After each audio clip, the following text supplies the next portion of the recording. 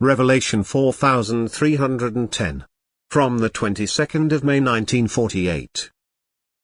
Blessed are they that have not seen and yet have believed. Blessed are they that have not seen and yet have believed. These words of mine do not demand blind faith but stand for faith without proof, which I also expected of my disciples yet did not find. Because thou hast seen me, thou hast believed. Blessed are they that have not seen, and yet have believed. I myself stood before their eyes, my miracles convinced them. They recognized my wisdom, and thus they believed that I was God's Son and they followed me.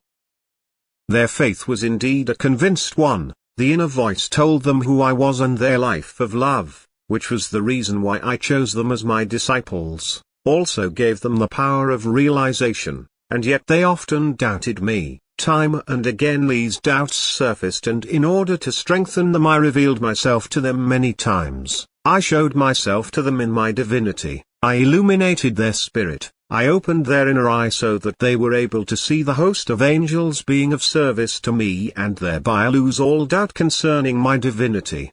And yet their faith was weak. I showed myself with full strength, and they repeatedly wavered, so that I always had to reveal myself anew. Because they were intended to work as my disciples, because they were intended to advocate my teaching and bring the gospel to people, and therefore their faith needed to be deep. And because they saw me, they believed.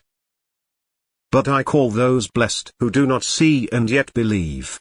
For their faith is a far greater credit to them, as it cannot be proven, it can only be gained in the heart through activity of love, prayer and deliberation.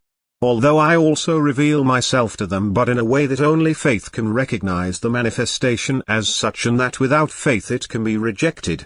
I call him blessed if he acquires his faith, if he has no need of proof, if he only accepts the working of the Spirit as proof, which can certainly also be doubted but which is recognized by a person who lives a life of love and who therefore will become blessed one day.